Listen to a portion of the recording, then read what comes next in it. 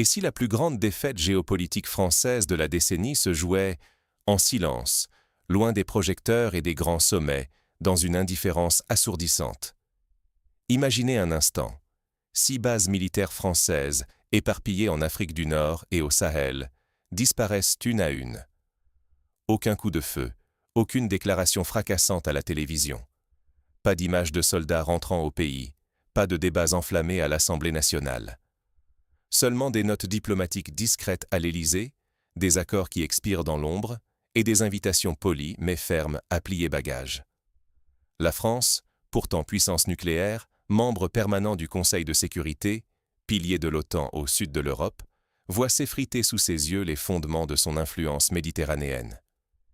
Qui orchestre ce retrait progressif? Moscou, murmurent certains analystes, avec une minutie d'orfèvre.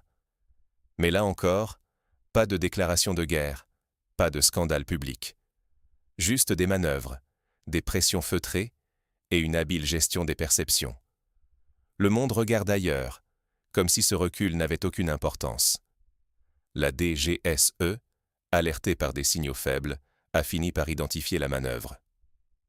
La Russie propose aujourd'hui aux États méditerranéens des coopérations séduisantes, investissements massifs, livraison d'armements de pointe, soutien diplomatique sur la scène internationale, à condition, discrètement, de réduire la présence française jugée encombrante. Plus besoin d'envoyer des chars ou de signer des traités contraignants. Il suffit de convaincre d'autres acteurs d'agir spontanément contre Paris au nom de la souveraineté et de l'intérêt national. N'est-ce pas là la quintessence du soft power, élevé au rang d'art stratégique? La France risque ici bien plus que la perte de quelques bases, c'est tout son statut de puissance régionale, pas moins de 65 milliards d'euros d'investissement, et une image de partenaire incontournable, forgée patiemment depuis des décennies, qui vacille. Le plus glaçant dans tout cela, Paris ne peut même pas nommer son adversaire sans s'exposer à une question brûlante. Que compte-t-elle faire? Et surtout, en a-t-elle encore les moyens? Pour comprendre la portée de cette situation, il faut revenir sur les faits, souvent dissimulés derrière la langue de bois des communiqués officiels. 65 milliards d'euros. Des décennies d'efforts diplomatiques, d'opérations militaires, une position clé dans l'architecture de l'OTAN. La Méditerranée, pour la France, n'est pas seulement une zone d'influence, c'est un véritable bouclier. C'est ici que se joue la sécurité du pays, sa capacité à projeter sa force et à protéger ses intérêts. Depuis 5 ans, Paris a investi massivement, 65 milliards injectés dans le Maghreb et le Sahel, qui forment la ligne de défense avancée contre l'instabilité, le terrorisme, les trafics, l'immigration incontrôlée. Les bases françaises, d'Alger à Tunis, en passant par Tripoli, constituent l'épine dorsale de la présence occidentale au sud. Elles assurent la protection des ressortissants, la sécurisation des routes énergétiques et servent de plateforme pour toute opération multinationale. Emmanuel Macron, conscient des critiques récurrentes sur la France-Afrique et des accusations de néocolonialisme, a tenté de moderniser la posture française. Fini le temps des interventions unilatérales et des accords obscurs conclus dans le secret des cabinets. La nouvelle doctrine? Coopération renforcée, formation, soutien technique, tout cela sous le sceau du respect mutuel, mais toujours, in fine, pour préserver l'influence hexagonale. L'objectif est limpide, maintenir la région dans l'orbite de Paris et empêcher Moscou, Pékin ou Ankara d'y prendre pied durablement. Ce dispositif n'a rien de symbolique. Sans lui, la France perdrait rapidement son statut régional. Abandonner ses bases, c'est non seulement exposer 65 milliards d'euros d'actifs, mais aussi sacrifier des décennies de capital diplomatique et risquer une érosion rapide de la réputation internationale dans une zone où chaque faux pas coûte cher. Pourtant, malgré cette stratégie d'adaptation, cette volonté de renouvellement, un processus discret mais implacable, mine la présence française. Si subtil qu'il a d'abord échappé à la vigilance des services de renseignement. Mais désormais, le ver est dans le fruit. L'ordre établi vacille, sans qu'un seul coup de feu ne soit tiré. Mais n'est-ce pas là le vrai pouvoir? Non pas imposer sa force, mais créer les conditions pour que d'autres réalisent votre agenda à votre place?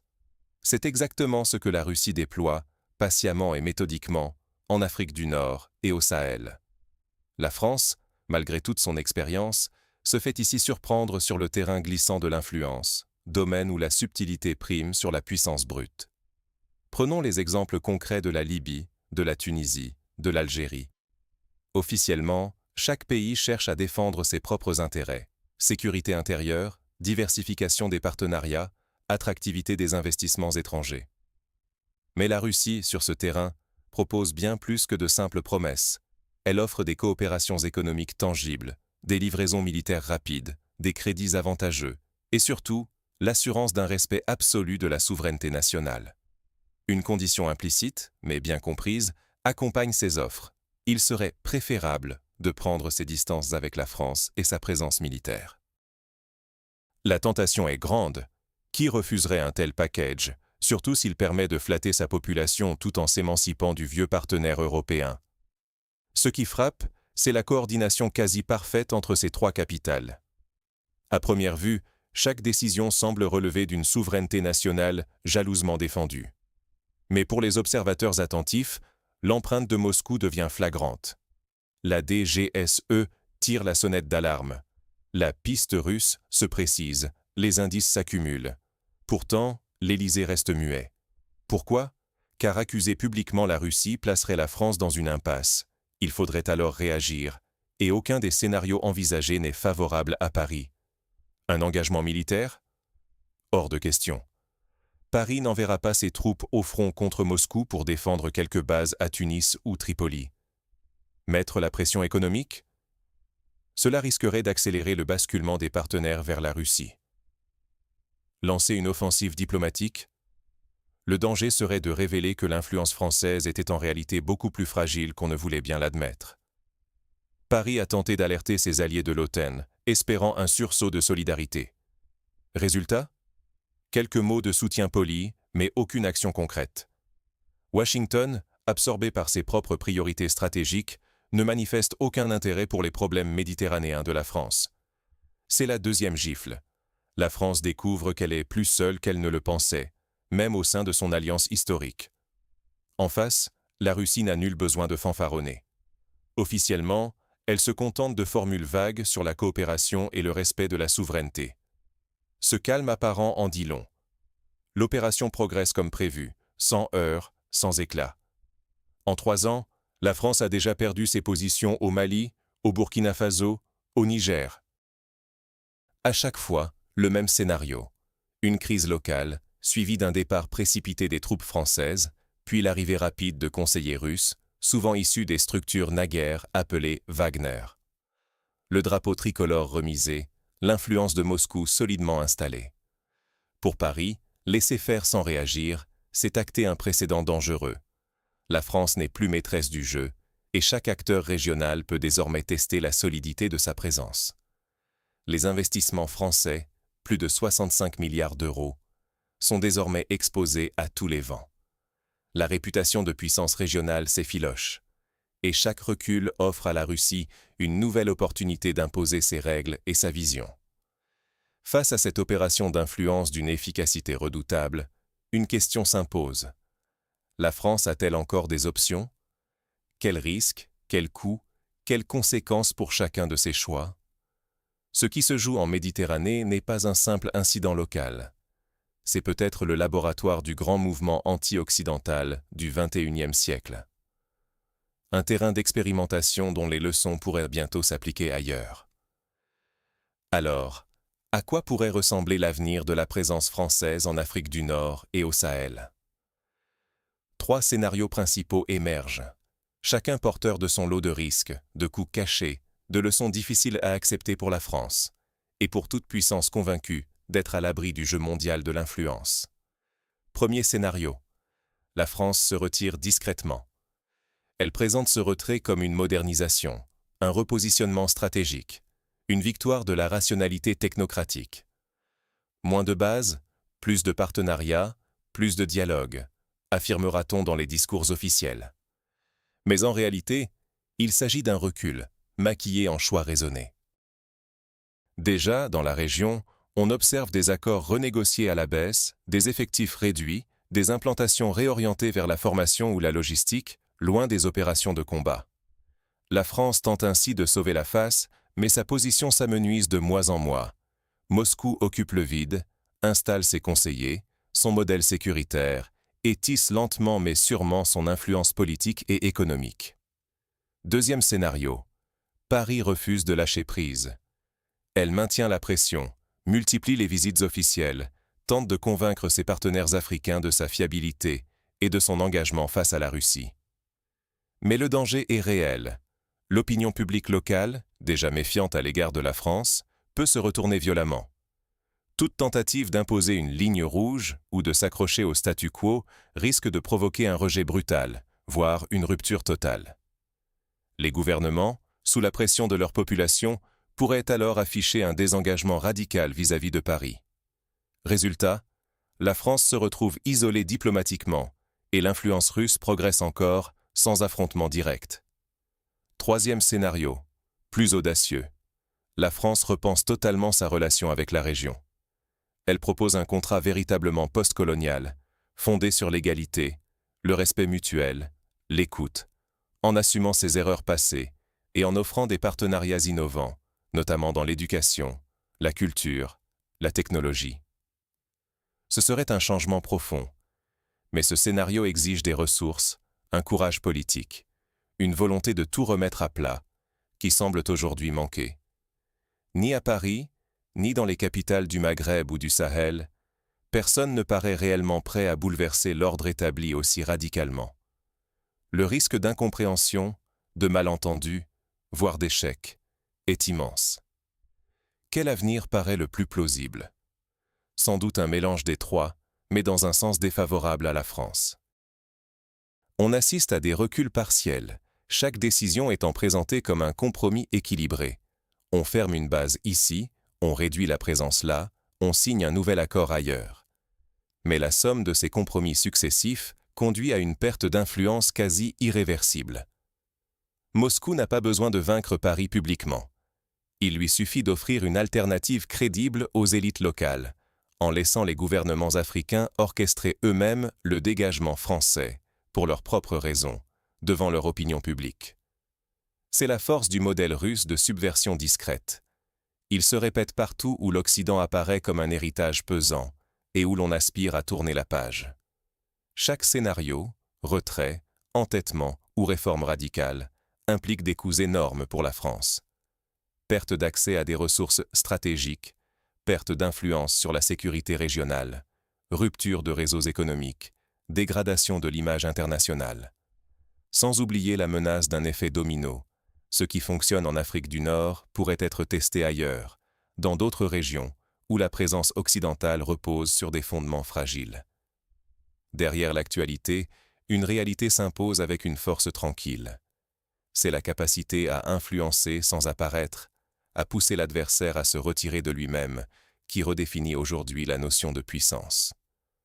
Plus que les chars ou les bases, ce sont les récits, les perceptions, les alliances invisibles qui dessinent la carte du pouvoir au XXIe siècle. Qui maîtrise la narration, maîtrise l'avenir. Alors, face à cette défaite invisible, quelles leçons la France et, au-delà, l'Europe peuvent-elles tirer? Quels enseignements pour toutes les puissances qui croient encore à la pérennité de leur influence? Ce que la France n'a pas anticipé, la puissance du post-colonialisme armé d'une diplomatie indirecte et subtile. C'est ici que la leçon devient cruciale. Moscou n'a pas expulsé Paris à coups de menaces ou de chantage. Ce sont les États eux-mêmes, Algérie, Tunisie, Libye, qui ont pris l'initiative, profitant d'une architecture d'opportunités savamment aménagée par la Russie. Plutôt qu'une confrontation frontale, Moscou a offert à ces pays les moyens de s'émanciper de la tutelle française, tout en préservant les apparences de souveraineté. Résultat, la France poussait progressivement vers la sortie, sans avoir eu la possibilité de réagir frontalement, car chaque décision prise contre ses intérêts est habillée d'un discours souverain, post-colonial, difficilement contestable. Ce qui se joue ici, c'est l'essor d'un nouveau levier géopolitique, le post-colonialisme, non plus comme mémoire douloureuse, mais comme outil de pression et de négociation dans les rapports internationaux. Cette stratégie, qui encourage l'adversaire à s'évincer lui-même, est d'une redoutable efficacité. Les coups les plus dévastateurs sont portés avec les mains des autres. Il ne s'agit plus de guerre ouverte, mais de créer les conditions où l'autre choisit, presque de lui-même, d'abandonner le terrain. La France, qui avait bâti sa présence sur la coopération militaire et la dépendance sécuritaire de ses alliés, découvre aujourd'hui la fragilité de ce socle. Il ne s'agit plus seulement de chars, de traités ou de bases militaires, mais de perception, de récits et de la capacité à laisser croire aux partenaires qu'ils reprennent enfin la main. Le danger ne s'arrête pas à la Méditerranée. Si Paris ne tire pas les leçons de ce revers, ce scénario pourra s'exporter ailleurs, au Moyen-Orient, en Afrique de l'Ouest, en Asie, partout où une puissance croit tenir ses positions grâce à ses bases, ses accords ou ses investissements. Le vrai risque, c'est de sous-estimer la force du modèle. Croire que l'histoire ne peut se répéter là où l'on se sent encore en position de force. Ignorer cette nouvelle donne, c'est accepter que d'autres modèles d'éviction, fondés sur la diplomatie indirecte et l'instrumentalisation des récits postcoloniaux, se propagent dans des zones stratégiques clés, avec, à terme, des pertes économiques, politiques et d'influence qui pèseront lourd sur l'avenir de la France et de l'Europe.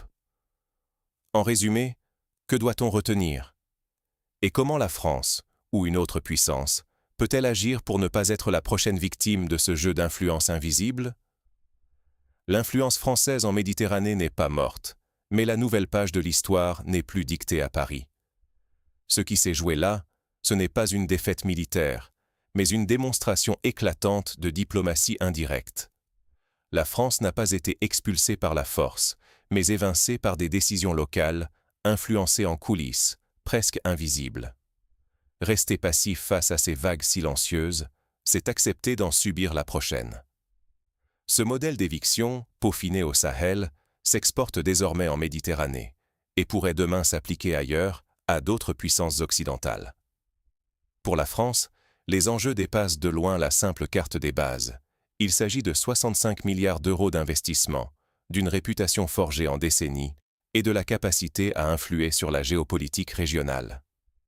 La vraie question n'est plus de savoir si Paris pourra garder ses bases, mais si la France saura retrouver l'agilité et l'audace nécessaires dans une ère où l'influence ne passe plus par la force, mais par le jeu subtil des intérêts, des alliances et des récits.